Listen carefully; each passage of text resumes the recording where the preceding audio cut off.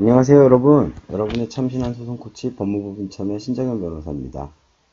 오늘은 지난번 예고해드렸듯이 나홀로 소송의 중계 방송을 해드리려고 합니다.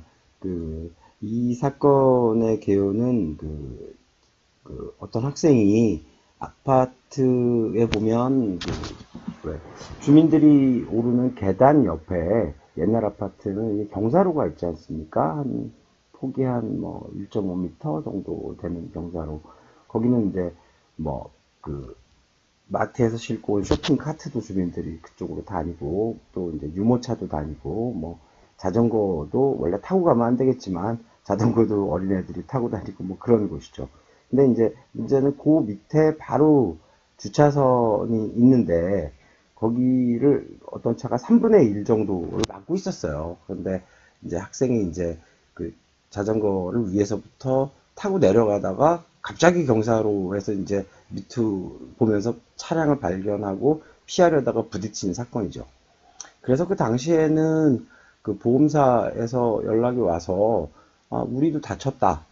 우리 애도 다쳤다. 그리고 저기 이제 병원에도 갔다가 인사사고를 접수를 해달라라고 했더니 보험사에서 인사사고 접수가 안 된다 그래서 끝났던 건이에요. 근데 그리고 이제 핸드폰도 부서졌어요. 핸드폰도 부서져서 수리비가 한 30만 원 정도 나왔는데, 그래서 이제 그러고서 끝났나 보다 하고 있었는데, 지난번에 제가 말씀드렸던 것처럼 보험사는 굉장히 늦게 소송을 합니다. 그래서 1년이 거의 다 지나서 잊어버릴 때쯤에 이제 소송이 들어왔죠.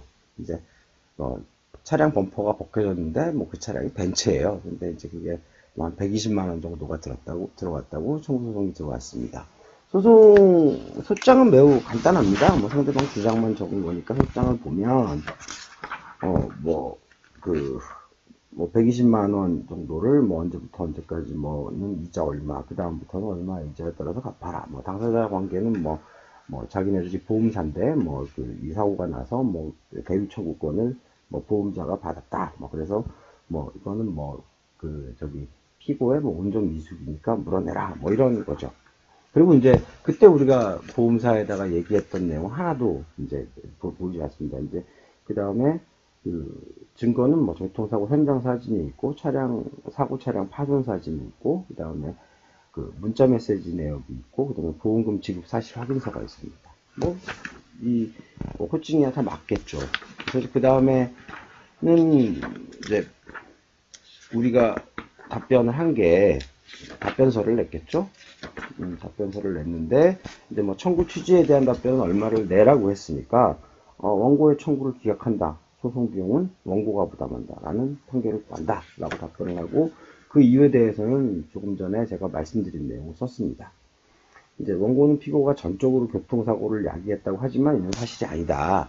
그래서 피고의 차량이 잘못 주차되어 있었고 그 차량이 잘못 주차되어 있지 않은 이 사고는 절대 발생하지 않았다. 그리고 그건 이제 사진에 의해서 입증이 되니까, 그래서 이제 사고 장면 사진을 봐라 라고 이제 냈고, 그 다음에 원고가 과도한 보상을 요구하고 있다. 피고는 이제 한 달 한 달 아르바이트해서 이제 용돈을 벌어서 쓰는 대학생인데, 처음에는 범퍼도 갈고 렌트카도 사용해서 이 금액보다 더 많은 금액을 달라고 요구를 해왔어요. 그래서 이제 학생이 이제 그걸 거부하고 오히려 정식 재판을 청구해달라. 나도 다쳤다. 내 핸드폰도 깨졌다. 이렇게 얘기를 했던 거죠. 그리고 만약에 이거를 가볍게 도색을 하면 덴트 같은 공업사 같은 데 있지 않습니까? 2, 30만 원이면 끝날 거를 거기에 렌트카까지 쓰고 이래가지고 100 몇십만 원으로 청구하는 게 이게 옳은 건지도 잘 모르겠어요. 그런 고급차를 타고 다니면 주차도 잘하고 그래야 될 거 아닙니까? 차가 무슨 장식품도 아니고. 여기 특히 마티즈면은 5만 원 물어주고 이게 좀 말이 좀 우리 법에서 좀 이상한 것 같은데 어쨌든 그렇게 왔습니다. 그리고 이제 피고도 피해를 입었다. 일단 확실한 것이 휴대폰 수리금이 30만 원 정도가 나왔고, 그 다음에 원래 병원 간 비용도 있는데 그건 2만 원 정도, 2, 3만 원밖에 안 돼서 그거 다시 떼기도 귀찮아서 안 냈고, 그 다음에 신체에 대한 손해이기 때문에 정신적 유죄료가 있을 거 아닙니까? 그래서 100만 원 내놔라. 그래서 오히려 네가 나한테 줄 돈이 더 많다. 그리고 원고 측에다가 처음에 이제 다쳤다라고 얘기했음에도 불구하고 보험 접수, 인사 접수를 안 해줬다. 이런 내용을 이제 써서 냈고, 이제 증거로는 사고 장면 사진, 그 다음에 학생이 이제 그 사고를 냈던 차주에게 보낸 문자 메시지, 그 다음에 뭐 의사 소견서, 그 다음에 다쳤다는 증명이죠. 그 다음에 핸드폰 수리비 영수증 같은 걸 냈습니다. 일단 결론은 원고 일부승으로 나왔습니다. 즉 그러니까 원고의 주장이 전부 다 인정되지는 않은 거죠. 그런데 보시면 원고가 원래 청구한 금액은 1162만 원이었는데 일단 판결 이유를 보면 원고 차량에 발생한 손해 관련해서 원고 측 과실을 10%로 인정함. 저는 여기에 뭐 동의할 수가 없습니다. 저랑 의뢰인은 뭐 다소간의 방해가 될 수는 있으나 과실을 10%만 인정한 것은 인정할 수가 없어요. 그 다음에 피고가 상계 주장을 했는데 상해 관련 위자료에 대해서도 인정을 안 했고 휴대폰 수리비에 대해서도 인정을 안 했어요. 근데 요즘 뭐 휴대폰을 가지지 않고 다니는 사람이 얼마나 될까요? 사람이 넘어지면 휴대폰이 깨질 수 있다는 것은 요새 세상에는 바뀌어야 된다고 생각합니다. 그래서 저는 뭐 이런 저와 의뢰인은 이런 데 대해서 돈 100만 원 주고 이제 끝날 수도 있는 것이지만 거기에 대해서 항소를 해서 더 자세한 판결을 받아볼 생각이에요. 왜냐하면 지금 이 판결은 가소 사건이라고 3천만 원 이하 사건에 속해서 소액 소송에 관한 특례법에 의해서 판결 이유를 이렇게 자세하게 안 적어도 됩니다. 하지만 저희는 여기서 더 따져볼 부분이 있습니다.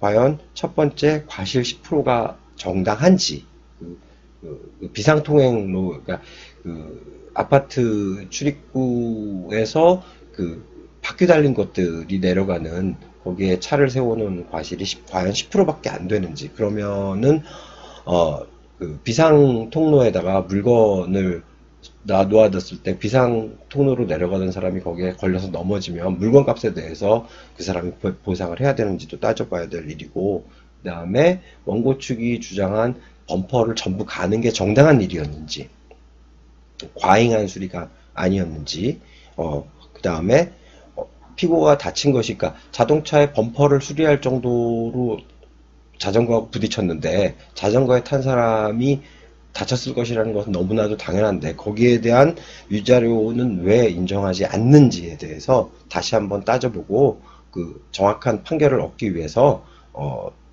항소를 진행할 것입니다. 앞으로 항소 결과가 나오면 또 여러분들께 알려드리겠습니다. 네, 지금까지 여러분의 참신한 소송 코치 법무법인참의 신정현 변호사였습니다. 감사합니다.